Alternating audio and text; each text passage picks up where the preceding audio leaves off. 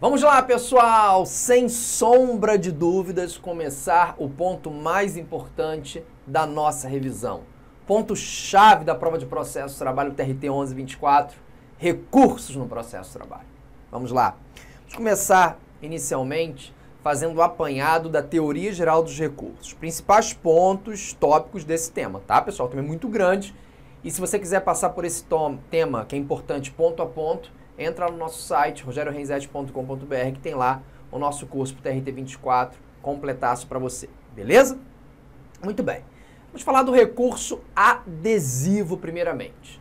Quando a gente fala em recurso adesivo, que é tópico-chave em prova, a gente tem que lembrar que o recurso adesivo não é uma modalidade recursal. Ah, seria o RO, recurso de revista, recurso adesivo? Não, claro que não. O recurso adesivo não é uma modalidade de recurso, e sim uma forma diferenciada de interposição de um recurso aqui no processo de trabalho. Isso é muito interessante. Nós temos previsão do recurso adesivo na CLT, Renzetti? Não temos. A CLT não dispõe do recurso adesivo, de forma que, diante dessa omissão da CLT, vamos aplicar de forma subsidiária os dispositivos do CPC aplicáveis ao processo de trabalho no tocante ao recurso adesivo. Lá no artigo 997 do CPC de 2015, nós temos lá o grande papo sobre o recurso de revista. Pois bem, recurso adesivo cabe no processo de trabalho, ok? Então eu estaria falando sobre isso. Mas para que você possa pensar em interpor um recurso na forma adesiva, devem ser preenchidos dois requisitos ou pressupostos. Eu tenho que ter a sucumbência recíproca e a interposição do recurso por uma das partes. Parou. O que seria sucumbência recíproca, Renzetti? Quando eu falo em sucumbência recíproca, traduzindo, eu tenho que ter uma sentença parcialmente procedente. Porque se eu tenho uma sentença parcialmente procedente, ambos têm interesse em recorrer, tanto o reclamante quanto o reclamado. Se a sentença foi totalmente procedente, o reclamante não tem interesse em reclamar nada, em recorrer de nada, só o reclamado. Se a sentença foi improcedente, o reclamado não tem interesse em recorrer nada, só o reclamante. Se a sentença foi parcialmente procedente, ambos podem recorrer, tanto o reclamante quanto o reclamado. Daí falar em sucumbência recíproca. E para que exista um recurso na forma adesiva, alguém recorreu. Tem que existir um recurso principal para colar o recurso adesivo. Esse é o bate-papo, né? Bem tranquilo em relação a esse adesivo. Tem que lembrar o seguinte, o pessoal fala assim, então recurso adesivo é um brinde para quem não recorreu. Não é um brinde, não. É só como eu brinco, o último suspiro. Porque o recurso adesivo, ele fica subordinado ao recurso principal. O recurso adesivo é dependente do recurso principal. De modo que se o recurso principal cai, o adesivo também cai. Se a parte que interpôs o recurso principal desiste do principal, e para desistir de recurso não tem que ter a ciência da outra, não tem que ter o aceite da outra parte, então se a parte que interpôs o recurso principal desiste do recurso principal, o adesivo cai. Então não tem vantagem não, é só o último suspiro. Você vendo que uma parte recorreu, você de picuinha de raiva, recorreu, então vou recorrer também. Mas só poderá recorrer, porque já passou o seu prazo, você está no prazo das suas contra-razões, da resposta, e interpor o recurso na forma adesiva. Beleza? Mas quais são os recursos no processo de trabalho que admitem a forma adesiva? Aí tem a famosa campeã súmula 283 do TST. Acompanhe comigo, vale muito a pena. O recurso adesivo é compatível com o processo de trabalho e cabe no prazo de 8 dias. Sim, o prazo de 8 dias é o prazo que a parte tem para responder ao recurso principal, o prazo das contrarrazões. Na hipótese de interposição de recurso ordinário, de agravo de petição, de revista, o recurso de revista e de embargos. Cuidado com esses embargos aqui, que esses embargos é embargos ao TST. Se quisesse falar em embargos de declaração, escreveriam embargos de declaração. Esses embargos aí, embargos ao TST. Sendo desnecessário que a matéria nele veiculada esteja relacionada ao recurso interposto pela parte contrária. Tá? Então aí está o recurso na forma adesiva e as possibilidades de cabimento. RO, RR, embargos ao TST e também no agravo de petição. Beleza? Então, Essa é a ideia básica do recurso adesivo. Vamos falar um pouquinho sobre o juízo de admissibilidade recursal. Quando você interpuser um recurso, via de regra, nós vamos ter um duplo juízo de admissibilidade. O juízo a quo e o juízo a de quem. O juízo a quo é o juízo que proferiu aquela decisão. É o juiz que vai receber o seu recurso e se estiver tudo ok, já entenderá se tudo ok, ele manda o seu recurso para o tribunal. E aí vai lá para o juízo a de quem, que é quem vai julgar o seu recurso. Um exemplo, da sentença cabe recurso ordinário. O recurso ordinário vai ser julgado pelo TRT, via de regra. Agora, você não apresenta o recurso direto no TRT. Você apresenta o RO perante o juiz que proferiu aquela sentença. Esse juiz que proferiu a sentença, ele é chamado de juízo a quo. Ele vai fazer a primeira análise, o primeiro juízo de admissibilidade recursal.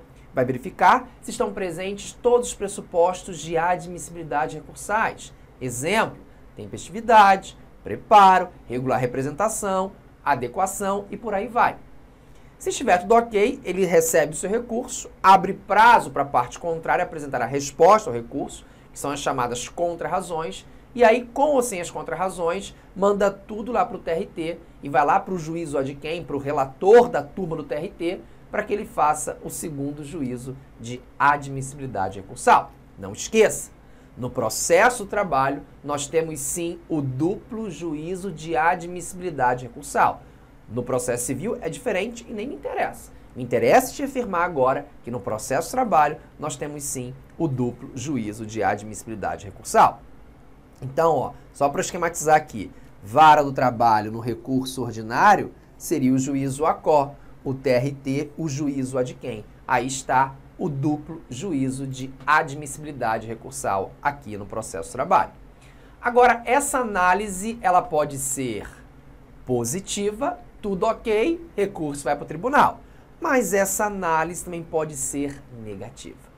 Pode ser que o juiz verifique que o recurso é um recurso intempestivo, é um recurso interposto fora do prazo. Portanto, não estando presentes os pressupostos recursais, os pressupostos de admissibilidade recursal, o recurso não será processado. Não se dará seguimento ao recurso. E aí já vai a dica. Se for negado seguimento ao recurso, cabe agravo de instrumento. O agravo de instrumento aqui no processo de trabalho não tem nada a ver com agravo de instrumento que você estuda no processo civil. Por isso que já vai uma dica para vocês aqui. Nunca estudem processo civil e processo de trabalho atrelados, juntos. Quarta processo civil, quinta processo de trabalho. Desastre. Desastre nas duas disciplinas. Essa semana processo de trabalho, na outra semana processo civil. Não estudem nunca processo de trabalho e processo civil de forma atrelada, que vai te levar ao erro. Só se tiver com estágio já de quase aprovado, passado, enjoado de questões, de tanta banca, de tanto professor falando no seu ouvido, é outro papo. Mas tem que ponderar isso bastante, tá, pessoal? Então, repetindo, o agravo de instrumento no processo de trabalho não tem nada a ver com o processo civil. Aqui toda vez que for negado seguimento ao recurso, nega seguimento, agravo de instrumento. Nega seguimento, agravo de instrumento. Nega seguimento, agravo de instrumento.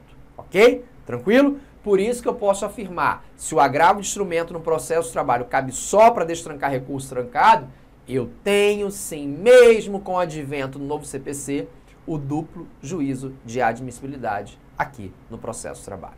Beleza? Mas essa análise de admissibilidade pode também ser parcial. Olha, o reclamante tem interesse o recorrente, tem interesse em relação às horas extras, mas não tem interesse em relação às férias. É uma análise de admissibilidade parcial feita pelo juízo a quo. Neste caso, se a análise foi parcial, cabe agravo de instrumento? Poxa, não trancou meu recurso, a gente dizia, não cabe agravo de instrumento. Acontece que agora não é bem assim. A Instrução Normativa 40, de 2016, diz que cabe o agravo de instrumento parcial para atacar, para destrancar só aquela parcela, só aquela, como diz aqui, aquele capítulo denegatório, então caberia sim esse agravo de instrumento parcial. Olha o artigo 1º, aí vale muito a pena só para você ficar esperto, da Instrução Normativa 40 de 2016 do TST. admitido apenas parcialmente o recurso de revista, constitui ônus da parte impugnar, mediante agravo de instrumento, o ponto denegatório de decisão, sob pena de preclusão. Então, eu vou ter sim um agravo de instrumento hoje parcial aqui no processo de trabalho, sem nenhum problema. Beleza? Tranquilo? Muito bem. Quando a gente fala nesses pressupostos recursais, eles seriam as preliminares do recurso, vamos dizer assim. Pressupostos recursais ou requisitos de admissibilidade recursais. E eles podem ser os pressupostos objetivos ou extrínsecos ligados ao recurso e podem ser pressupostos subjetivos ou intrínsecos ligados aí às partes. Os pressupostos processuais ou requisitos objetivos ou extrínsecos são, a maioria da doutrina entende isso, recorribilidade do ato, adequação, tempestividade, preparo e regularidade de representação. Já os pressupostos subjetivos ou intrínsecos ligados à parte é o SIL, né? Fica mais fácil a gente, em vez de falar legitimidade, capacidade de interesse, pensar aí, no SIL. Entrou? Aqui, SIL. Capacidade da parte, interesse da parte e legitimidade da parte. Então, pressupostos objetivos ou extrínsecos, recorribilidade do ato, adequação, tempestividade, preparo, regular representação e os pressupostos subjetivos ou intrínsecos, legitimidade, capacidade e interesse. Nosso curso ponto a ponto, a gente pega todos esses pressupostos, destrincha, né? Porque é muito importante. Então, a gente precisa mesmo, de fato, olhar todos os pressupostos, tá? Nessa nossa revisão, eu vou falar de um, que é a tempestividade. Os recursos no processo de trabalho, em regra, têm um prazo de 8 dias. Eu até brinco e falo. Tá na prova, não lembra o prazo, marca 8 dias. Não sei se você acerta, mas marca isso. Então, os recursos no processo de trabalho, em regra, têm um prazo de 8 dias. Quais serão as exceções? Os embargos de declaração, que cabem no prazo de 5 dias, o pedido de revisão, cabe no prazo de 48 horas, e o recurso extraordinário, que embora não seja um recurso próprio nosso, cabe no processo de trabalho sim, no prazo de 15 dias. Vou repetir, os recursos no processo de trabalho em regra terão um prazo de 8 dias. Exceções, embargos de declaração, 5 dias, pedido de revisão, 48 horas, e o recurso extraordinário que cabe no processo de trabalho no prazo de 15 dias. Tranquilo? Esses prazos são peremptórios, ou seja, eu não posso de forma alguma alterar esse prazo por vontade das partes. Nem viajem com isso.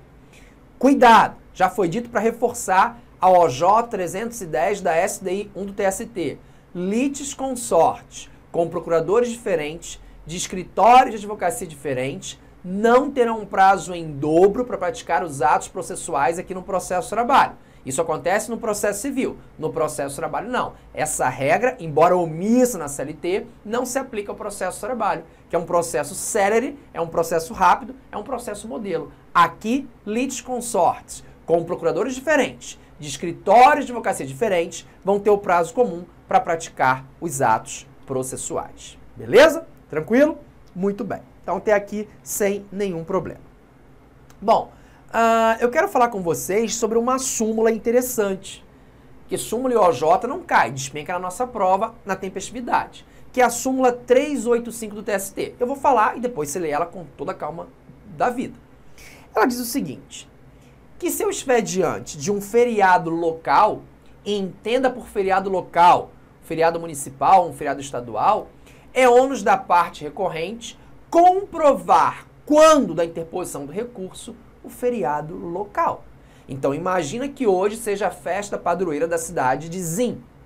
Então, hoje é o último dia para eu interpor o meu recurso ordinário, mas hoje é festa padroeira de Zim. Então, provavelmente, a vara do trabalho vai estar fechada, claro. Então, eu vou interpor o meu recurso ordinário amanhã, no 9º dia. Então, cabe ao recorrente comprovar que não interpôs o RO no 8º dia, porque foi festa padroeira de Zim. Mas, Geisete, não é o juiz OACO, você acabou de me falar, o juiz da vara do trabalho que faz o juízo de admissibilidade, o primeiro? Sim. Ele não trabalhou ontem, ele vai saber. Ele vai. Mas será que quando chegar lá no TRT, o desembargador relator vai voltar ao processo e procurar notícias se era festa padroeira de Zim? Não. Não esqueça. Ele vai fazer o segundo juízo de admissibilidade recursal. E esse segundo juízo não está adstrito, não está vinculado ao primeiro juízo de admissibilidade recursal. Então, é ônus da parte recorrente comprovar, quando da interposição do recurso, a existência de feriado local que autoriza automaticamente aí a prorrogação do seu prazo. Se não comprovar, pode dançar, né? Se for um feriado forense. O feriado forense é quando não há expediente na Justiça do Trabalho.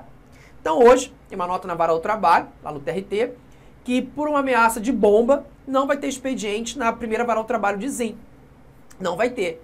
Neste caso, é ônus é forte falar, né? É dever, incumbe à autoridade que proferir a admissibilidade do recurso, certificar a existência do feriado forense. Então, se for um feriado forense, na prática você recorrente não é bobo, você mesmo vai comprovar. Mas se for um feriado forense, ou seja, não há expediente na Justiça do Trabalho, é ônus da autoridade que realizar o juízo de admissibilidade certificar nos autos a existência do feriado forense. Está interpondo o RO no nono dia porque o 8º foi um feriado forense. No 8º não teve expediente na Justiça do Trabalho. Pronto, certificou. Ah, tá, Rinzete. E se o juiz não certificar? Se a autoridade não certificar, eu faço o quê? Dá vontade, vou socar o juiz? Não, não vou socar ninguém. Neste caso, a mesma súmula no item 3 diz: caberá a reconsideração da análise dessa tempestividade, mediante prova documental superveniente posterior. E aí pode ser feito por agravo regimental, agravo de instrumento ou embargos de declaração. Mas cuidado, só admite-se a reconsideração quando a autoridade que realizar o juízo da admissibilidade recursal não certificar nos autos a existência de feriado forense, o que não alcança o feriado local, pessoal. O feriado local é ônus da parte certificar nos autos. Se não certificar, aí danou-se, né? Então, é ônus aí da parte. Muito bem. Vamos seguir. Então, ó, em relação aos outros pressupostos, está no nosso curso completo lá ponto a ponto, beleza? É muita coisa, não tem como a gente falar todos os pressupostos agora, senão a nossa aula acabaria só com os pressupostos. A única coisa que eu vou falar para você, quero chamar muito sua atenção, é em relação ao depósito recursal. O depósito recursal, ele tem a natureza de garantia do juízo. Só quem faz depósito recursal é o reclamado. Reclamante não faz depósito recursal. Só o reclamado faz depósito recursal. Beleza? Não esquece do depósito recursal. Ele é muito, muito, muito importante. Bom, vamos na sequência então. Vamos falar um pouquinho agora sobre os recursos em espécie. Os recursos em espécie é um tema muito interessante. Quando a gente fala em recursos em espécie, nós temos uma lista de recursos: recurso ordinário, recurso de revista, embargos ao TST, embargos de declaração, agravo de instrumento, tudo isso. Então, a gente faz assim um apanhado, um pouquinho de cada um, para ninguém ficar com ciúme e a gente passar por todos. Vamos começar a falar, então, sobre o recurso ordinário. Acredito que seja o recurso mais cobrado nas provas, então a gente tem que conversar sobre ele. RO e os embargos de declaração são sempre bem cobrados em prova. Então, começaremos a falar do recurso ordinário. Recurso ordinário, como nós sabemos, é o recurso mais usual na JT. E aí eu até brinco e falo, né, que a gente pode perguntar para uma criança de 1 ano de idade, da sentença cabe o quê? As crianças falam, da sentença cabe RO, porque o RO cabe quase que sempre, né? O que de repente uma criança não sabe é quantas são as hipóteses de cabimento do recurso ordinário. Falar que da sentença cabe RO é fácil, mas o artigo 895 da CLT fala que também cabe RO de decisão definitiva ou terminativa de Tribunal Regional do Trabalho, de TRT, em uma ação de sua competência originária. Ora, nós temos na mente que um TRT, a gente pensa, só julga um recurso, não. O TRT também pode funcionar como se fosse a primeira instância. Uma ação pode iniciar perante o TRT. Exemplo, uma ação rescisória, um mandado de segurança contra um ato de um juiz do trabalho, um dissídio coletivo. Então, eu posso ter uma ação iniciando perante o TRT. Eu posso ter o TRT atuando em uma ação de sua competência originária. Quando o TRT funciona em uma ação de sua competência originária, quando o TRT funciona como primeiro grau, dessa decisão cabe recurso ordinário para o TST. Vamos juntos, depois você lê o artigo 895 da CLT. Da sentença cabe RO. Quem profere sentença? Juiz do trabalho ou juiz de direito nas localidades em que não houver vara ao trabalho. Lembra da comarca de Zim? É um exemplo. Da sentença cabe RO. Também cabe RO de decisão definitiva ou terminativa de TRT. TRT em uma ação de sua competência originária. Neste caso, o recurso ordinário será julgado, será apreciado pelo TST. Não esqueçam disso. Não esqueçam disso. Nós temos duas súmulas aqui importantes. Ó. A súmula 158, que fala decisão de TRT em ação... Decisão de TRT... Deixa eu apagar meu riscado aí. Em ação rescisória, é cabível recurso ordinário para o TST. E a súmula 201. Decisão de TRT em mandado de segurança, cabe recurso ordinário no prazo de 8 dias para o TST. Está aí. Então, se começou perante o TRT, cabe recurso ordinário para o TST. Isso é interessantíssimo, né? Isso aí pode pipocar aí nas suas provas. Bom, o que eu vou chamar a atenção dos senhores agora? Que esse recurso ordinário, ele acontece também no procedimento sumaríssimo. Lá no procedimento sumaríssimo, o RO tem algumas situações peculiares. E aí atente-se bem a isso. Quais seriam as situações peculiares do RO no sumaríssimo? Primeiro, o recurso ordinário no procedimento sumaríssimo será imediatamente distribuído, uma vez recebido pelo tribunal, devendo o relator liberá-lo para julgamento no prazo de 10 dias. Prazo máximo de 10 dias, o relator libera o RO para julgamento. E com um detalhe, tem relator, mas não tem revisor o RO no sumaríssimo. Tem relator, mas não tem revisor. E um membro do Ministério Público do Trabalho, ele pode participar? Sim. Ele terá parecer oral e se ele achar necessário. Então, o membro do MPT, no RO, no sumaríssimo, ele terá parecer oral e se ele achar necessário que ele se manifeste. Então, eu fiz aqui um quadrinho que ajuda bastante. Olha aqui, ó. No procedimento ordinário, o RO tem relator e tem revisor. No procedimento ordinário, o relator não tem prazo para liberar o recurso.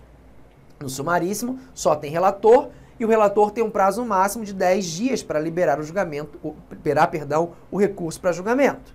No ordinário, o parecer do MPT será escrito. No sumaríssimo, o parecer do MPT será oral e se necessário. Então, já coloquei no finalzinho, registrado na certidão de julgamento. Então, essas diferenças, elas podem, sem dúvida, bombar em prova. Ok? Ok, Renzetti. O que você me diz do recurso de revista? É o maior recurso para ser estudado, sem dúvida, né? O nosso ponto a ponto, a gente faz o apanhado geral do RR, do recurso de revista. RR não é Rogério Renzetti, é recurso de revista. Quem aprecia o recurso de revista é o TST. Então, ó, do acórdão do TRT em RO, o caminho é reto, o caminho é direto. Cabe recurso de revista para o TST. Quem vai apreciar o recurso de revista é uma turma. Uma turma do TST aprecia o recurso de revista. Qual é o prazo? No prazo de 8 dias. Turma do TST aprecia o recurso de revista no prazo de 8 dias. O recurso de revista, isso é interessante, ele só vai resolver matéria de direito. Recurso de revista não vai observar matéria de fato, matéria de provas, não.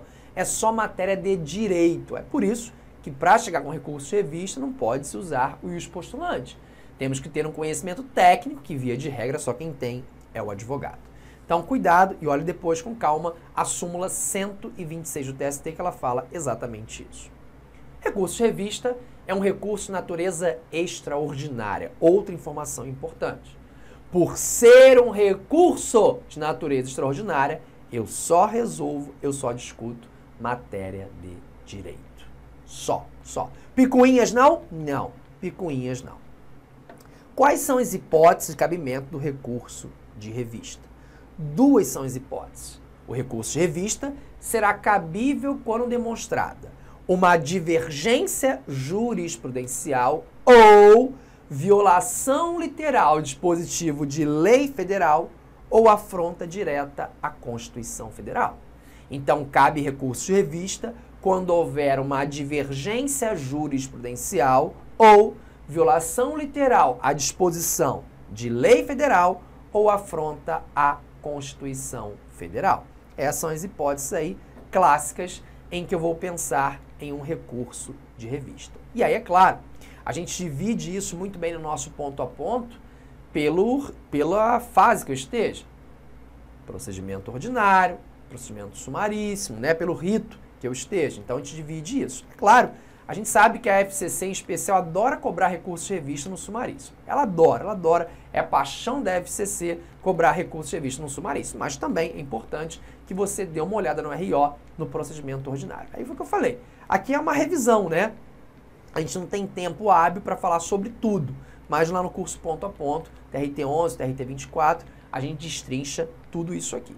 Beleza? Bom, vamos então ao destaque. Ainda no recurso de revista. Então, recurso de revista no procedimento sumaríssimo cabe quando? Recurso de revista no sumaríssimo cabe quando houver violação à Constituição Federal, isso cabe sempre. E agora, olha a dica. Sumaríssimo, súmula. Sumaríssimo, súmula. Sumaríssimo, súmula. OJ não. Cabe recurso de revista se houver violação à Constituição Federal, a súmula do TST e a súmula vinculante. Se é a súmula vinculante, vou ser redundante aqui, né? É claro que é do STF. Então, cabe recurso de revista no procedimento sumaríssimo se houver violação à Constituição Federal, a súmula vinculante do STF e a súmula do TST. Sumaríssimo, súmula, OJ não. A OJ está fora. Beleza? Muito bem.